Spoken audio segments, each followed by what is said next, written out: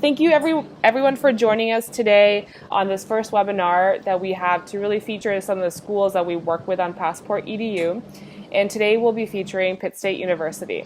We have two wonderful people on this call today that will hopefully answer all your questions about Pitt State University. We have Kathy Lee Arquino. She is the Director of International Programs and Services at Pitt State, and she can give you a little bit more detail of what she does. And then the second person we have is Christine McCowie, who is the Director of the Intensive English Program. So I'll let Kathy Lee and Christine give a little bit more background on themselves and what they do. Thank you, Barbara. As Barbara said, my name is Kathy Lee Arquino. I'm the director at Pittsburg State. I'm in charge of our study abroad, our international student and scholar services, our admissions and recruitment for undergraduate students, and also international students recruitment at the graduate level, as well as internationalization. And I'm very happy to be able to have the opportunity to speak with you all today about our university. I'm Christine McCowie, and I'm the Director of the Intensive English Program at Pitt State. Here to talk to you. And my job really entails everything related to the Intensive English Program. Awesome. Thank you so much, you guys. Today, what we wanted to do is give you guys a good overview of Pittsburg State University. We'll talk about the Intensive English Program as well as the academic programs. We'll go over a lot of detail. If at any point you have questions, feel free to type it in or jump in to ask. That's totally fine.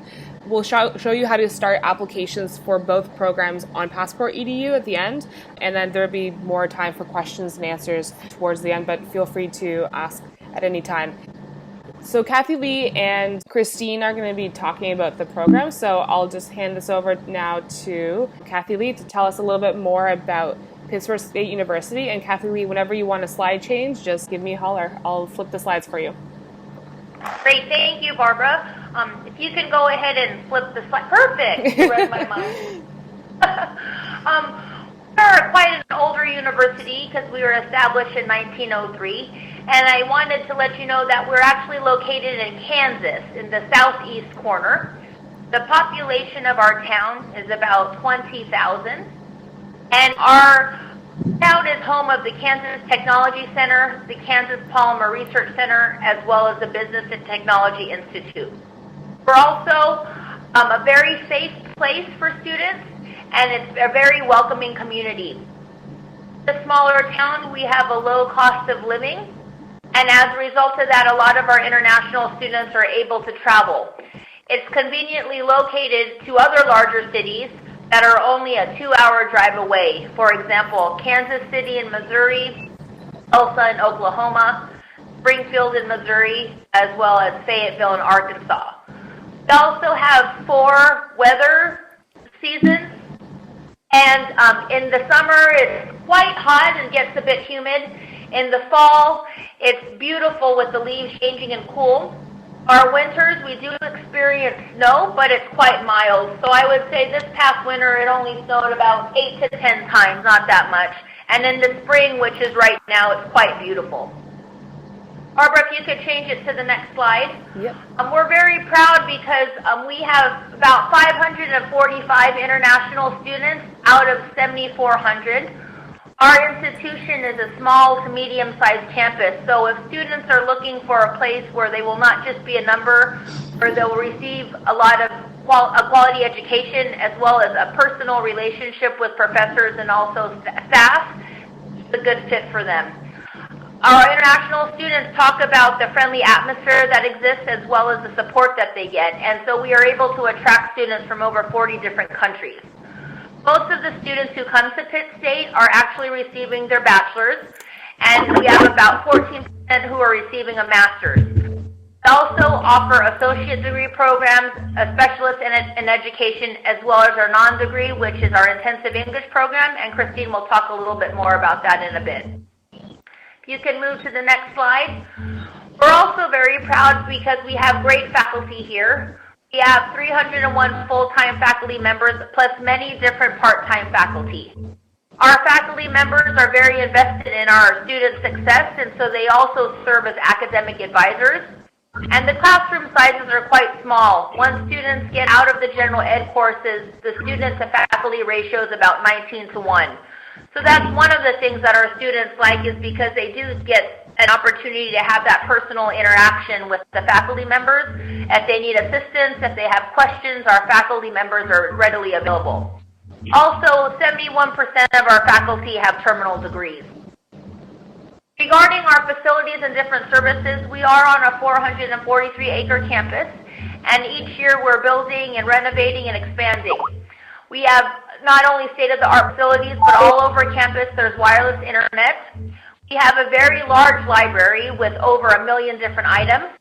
It's very convenient for students. They live on campus because not only is the bookstore on campus, but also the student health center. So if we ever have students who aren't feeling well or need to go and see the doctor, it's easily accessible since it's about a 5-minute walk from anywhere on campus. We also have dormitories, residence halls, and dining services on campus, so any of our students who live on campus are able to have their meals and easily get to and from class.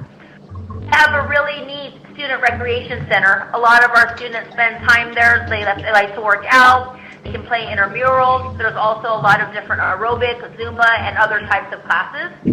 As I mentioned before, the town in itself, Pittsburg, the town is quite safe, and so the campus is recognized for its campus safety, and also our international programs and services office does all that we can do to help ensure that our students have a smooth transition.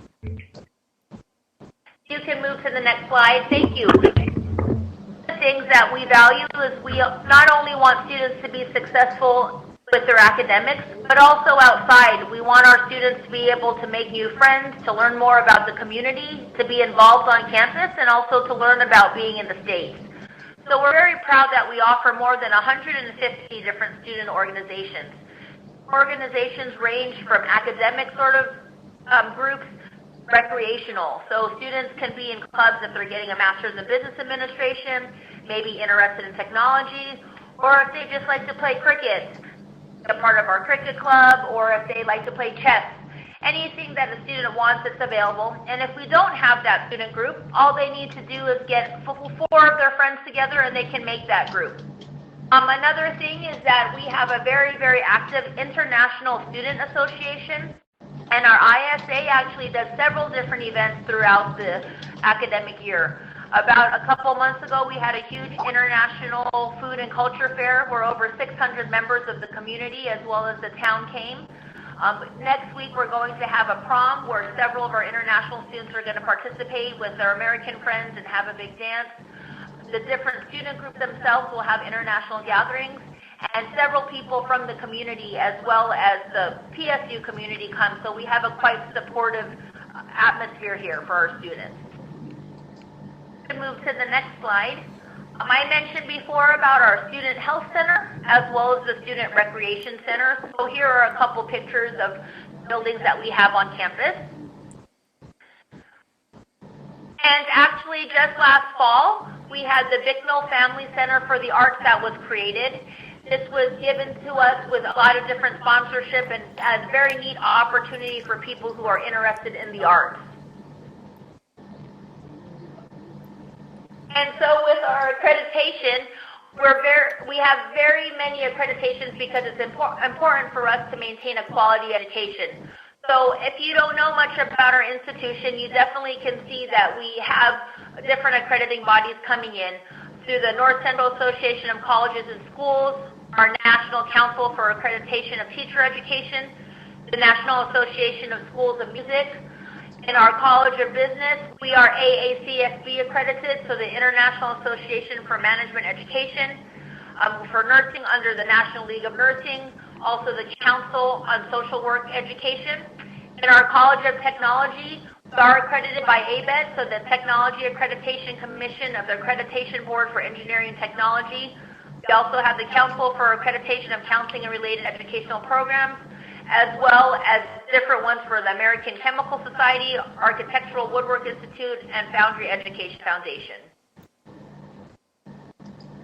So now I'd like to pass it to Christine McCowie, who's the director of our Intensive English Program, and she'll talk to you more about our IEP. Yes. Good morning. I'm going to talk to you about the intensive English program. I think there are three things that make our program outstanding. And the first is the faculty that we have. Our program, all of them have master's degrees in teaching English as a second language. Teachers, we don't have any part-time people. Everyone is a full-time faculty member in our department and a professional in the field. The second thing that makes us somewhat unique is that students do not have to pass the TOEFL or IELTS in order to start their academic program for most majors if they successfully complete the intensive English program. And the last thing is that we are in the process of becoming accredited ourselves through CEA, so that is further proof of the professional nature of our intensive English program. As you can see on the slide in front of you, we have 4 8-week sessions during the academic year and 1 in the summer. So students have an opportunity to enter our program 5 times a year. There are 6 levels that we offer, from very beginning level to the most advanced level. And the most advanced level is kind of a bridge course between ESL studies and academic studies.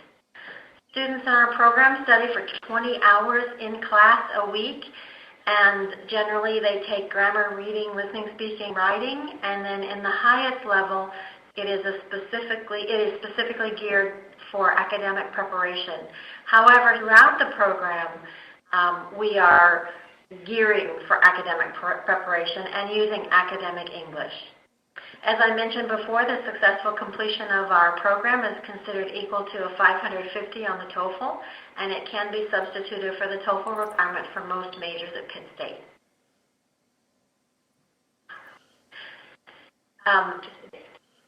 Okay, so here you can see the dates for our program, and as I mentioned, we have 5 8-week programs throughout the year, so students can join for any one of those or all of those. So we have 5 different opportunities to join us in the intensive English program.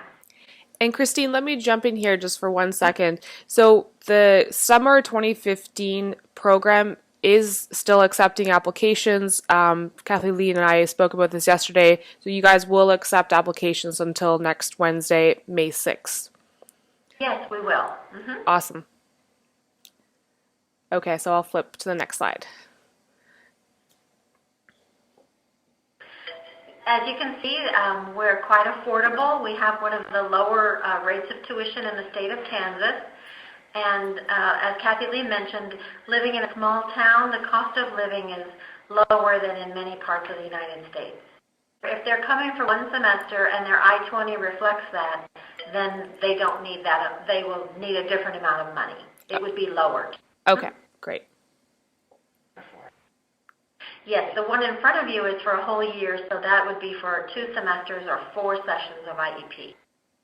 Okay, and that would be like going through levels 1 all the way to 6, roughly? Probably that's 4 sessions, so that would be 1 through 4. Okay, got it. I think.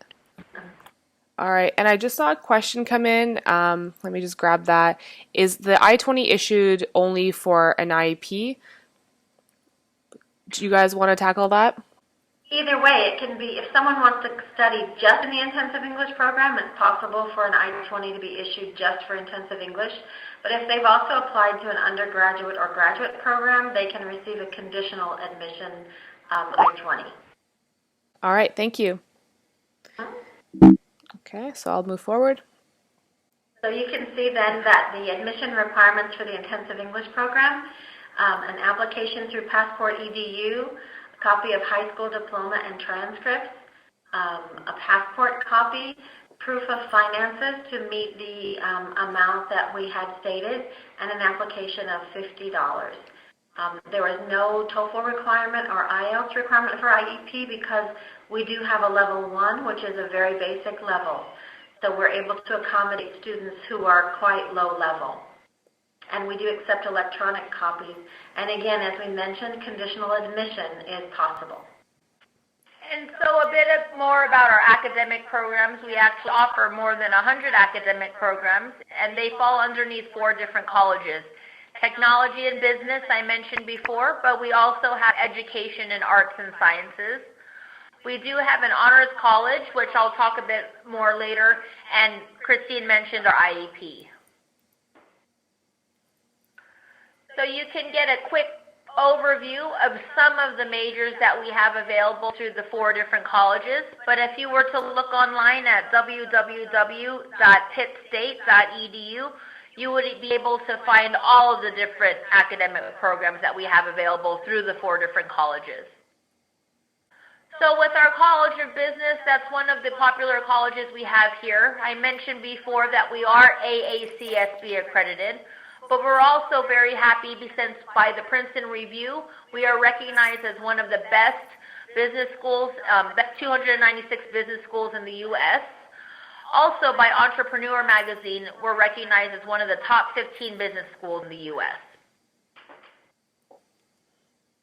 And these are a few pictures of the Kansas Technology Center.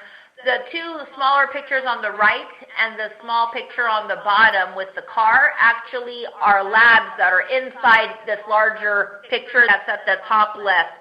So we're very lucky and fortunate to have the Technology Center here because of the different learning opportunities that exist. Barbara, if you could move to the next slide, I can tell them a little bit more about our programs.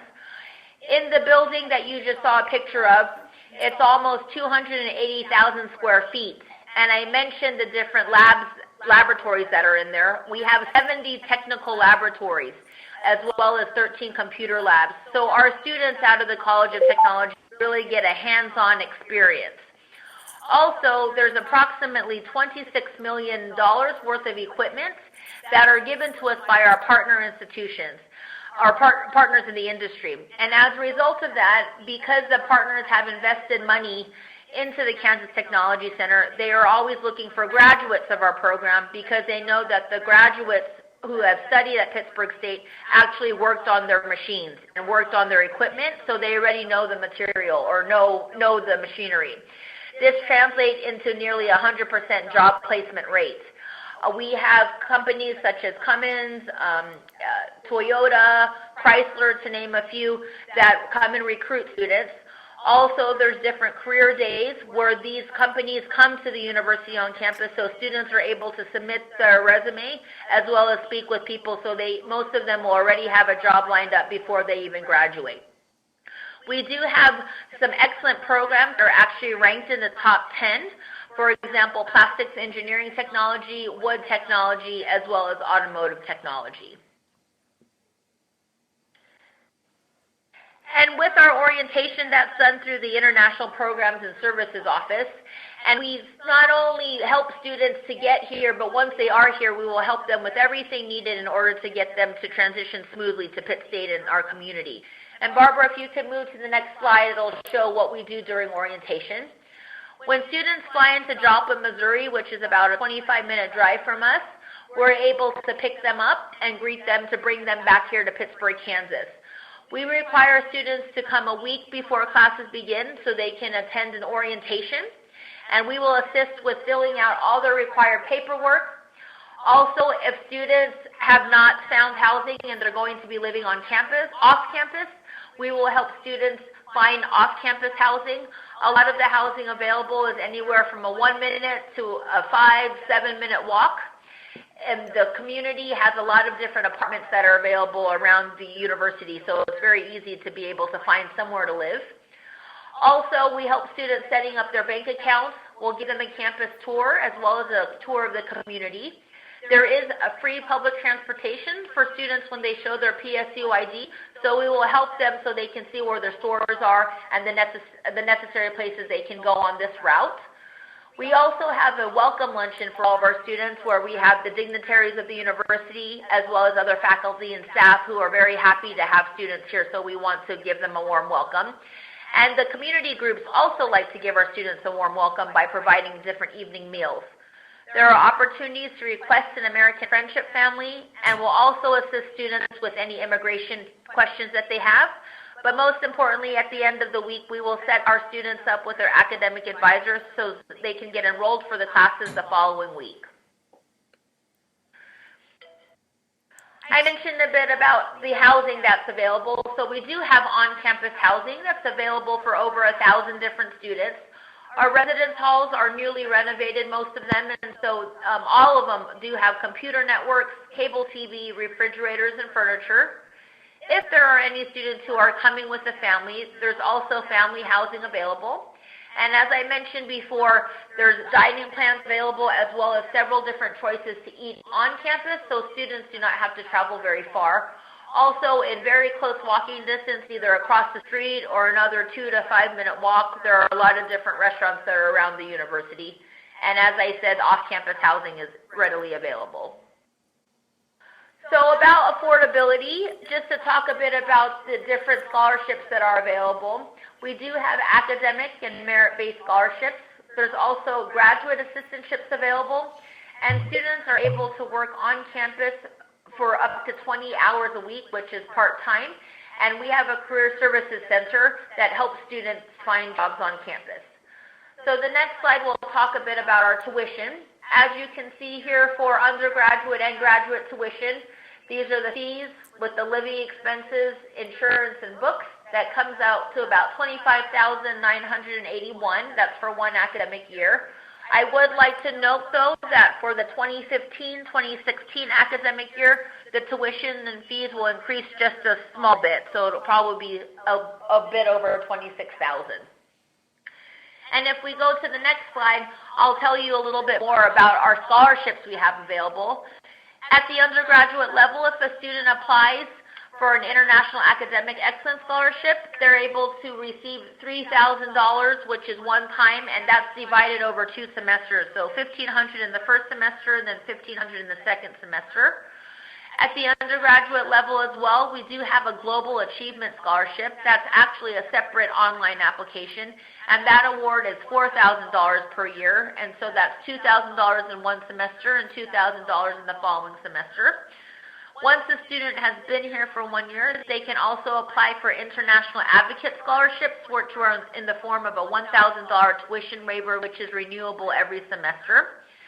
Depending on a student's major, there are different departmental scholarships available, but a student would find out about that once they're here, and those are contingent upon availability and also the timing.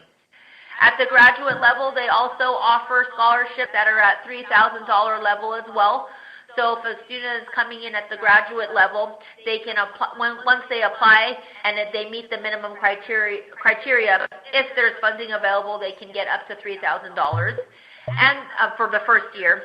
And there are also graduate assistantships that are available, but that also is contingent upon the department that a student is applying for and also the timing and availability. As I mentioned before, we also help students through the Career Services Office with trying to find part-time on-campus employment. So the next one is about our Honors College, where we have some larger scholarships. Honors College are for students that are actually in high school, and once they are applying, they apply to start as a freshman here at Pittsburg State. But if they're able to get these scholarships, they can get a presidential award, $9,500 per year for 4 years. The university award is $4,500 per year for 4 years. However, the Honors College application deadline is January 15th. This is for a fall intake. There is no spring intake, so if a student in high school is wanting to apply for this, to keep that in mind that they would have to have everything ready by January 15th in order to be applying for the following fall. If you take a look at www.pittstate.edu and you were just to do a search for Honors College, you could be taken to their website where they'll tell you all the criteria and requirements that are needed in order to apply. So the next slide, Barbara, is about our English language requirements. And so we require a TOEFL 68 overall on the internet-based with at least a 15 in each band, and the IELTS a 6.0 overall with at least a 5.0 in each band. And as Christine mentioned, if you do not have the TOEFL or IELTS, you can successfully complete our IEP program and also begin academic studies.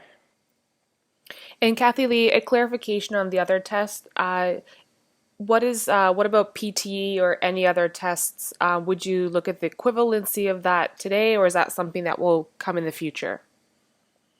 Yes, good question, Barbara. Actually, we are looking into accepting the PT score, and so in the near future, we will know what's the equivalent of that and be able to post that. But definitely in the near future, we'll also be accepting the PT score. And so here is the admission procedures. Maybe Barbara wanted to talk a little bit about that part, but as long as you are applying through PassportEDU, submitting the supporting documents and paying the application fee. At the undergraduate level, we do have a quick application processing, so as long as you have a completed application through PassportEDU, we try to get the I-20s out in 24 to 48 hours. And at the graduate level, it does take a little bit longer because it goes to the graduate school who sends that to the different departments. So once the departments get back to us and let us know if a student is accepted, that can sometimes take a few weeks. But with our application deadlines, the fall semester is June 1st, the spring semester is October 15th, and the summer is April 1st. But as Christine and I mentioned, for our summer IEP, we have extended that, so if anybody would like to apply, we will take applications until May 6th. All right, great. All right, and this is just a quick reminder for you guys. If you are interested in sending any students to the Pitt State IEP or the academic program, you can do it through PassportEDU. Go to the agent tab, log into your agent account. From there, you can add the student that you want to add to Pitt State, and then search for Pitt State from that student's dashboard, and then click to see the additional information, and then there'll be a click to apply button right there. If you guys have any trouble adding the applications or paying the fees or anything, you can always email me or Skype me at any time, and then we'll get that so you guys can get that 24-hour turnaround. So this covers most of the material that we wanted to talk about on today's webinar. I do want to open this up for questions or comments or feedback. Feel free to, either text in your questions through Join Me, or if you want, you can unmute your microphone and then just jump in and ask your question. So the one thing I guess I wanted to ask is to Kathy Lee, for the graduating students that are going from the undergraduate program to careers, is it really difficult for international students to get placement at some of your industry partners, or is it do you guys help them through that process? Can you talk a little bit about that? Sure. It definitely is competitive, and I also believe that it depends on which major and which college a student is out of. So, for example, I mentioned the College of Technology because there are a lot of partners that invest money into the Kansas Technology Center. They have a very high job placement rate because the actual partners are recruiting specifically from our Kansas Technology Center. In our other colleges, College of Education, College of Arts and Sciences, and College of Business, we have great faculty members who have a lot of contacts, and so through their students or helping their advisees, a lot of our faculty members have some connections where they are able to guide students. But also through our Career Services Center, it's quite robust, and there are people there helping with interviewing, with resume writing, as well as helping students search. We have a lot of different search engines as well as different programs that are helping students look for jobs not only in the United States but around the world. So in that aspect, we are very active in helping our students trying to find jobs and getting them on the right path. Also, out of the international office, we do help students apply for their OPT. And so with that, with our immigration officer here working with the career services and also other contacts that students have on campus, we are helping them to be as best prepared as they can to find a job. Awesome, thank you. All right, well, I'll try to ask one that I've heard come up a few times. So sometimes our agency partners are wondering, what are the I-20 approval rates by schools? Kathy Lee or Christine, do you guys see any difference between students who get an I-20 for just the intensive English program versus the intensive English program and the academic side. Do you see any more approvals or rejections in either of those categories, or is there no difference from what you hear about? Well, it's pretty easy to get approved for the intensive English program because there really aren't any requirements, other than you have to be 17 years of age. In other words, you don't have to have a certain English level before you can be approved for the intensive English program. Students from some countries sometimes have a problem getting a visa when their I-20 is just for the intensive English program. So on that note, I mean, would you recommend that if a student hasn't necessarily made up their mind on whether they want to apply to the university, but they most likely are going to, in order for them to successfully get their visa, they should do the conditional admission, so IEP plus academic program, and if for some reason they change their minds at a later time for, which degree program they wanted to go to, then you guys can help them out with that, or do you have any guidance around that? Yeah, I would suggest going ahead and going for the conditional admission, particularly at the undergraduate level, because they can change, once they complete the intensive English program, they can change their major very easily. It doesn't take any paperwork. It just takes, deciding what major you want and then declaring that major. It's a little bit more difficult at the graduate level because each graduate program has different requirements, and the student would have to apply for another program and then be approved for that program. Mm-hmm. In general, I would suggest that it's better to go ahead and get the conditional admission.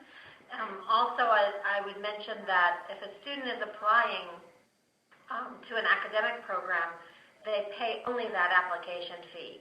And they don't have to pay another application for the intensive English program, and they don't have to fill out an application for the intensive English program. They're automatically accepted into our program if they've been admitted to an academic program at Pitt State. Okay, perfect. That's really good to know. So it'll be just the $50 instead of $100. Yes. Mm-hmm. Okay, excellent. Is anybody else getting jogged for new questions or thoughts that they would like to ask Christine or Kathy Lee about either the intensive English program or any of the academic programs at Pitt State University?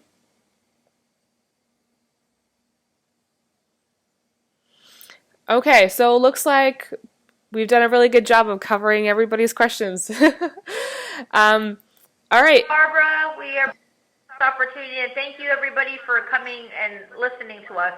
All right, thanks so much. And of course, if you guys have any questions that you want to, you think about later, feel free to email them over. We'll get them answered. So reminder, IEP applications are extended until next Wednesday, May 6th. So if there's anybody that is considering, it's a good time to get them in for the summer session.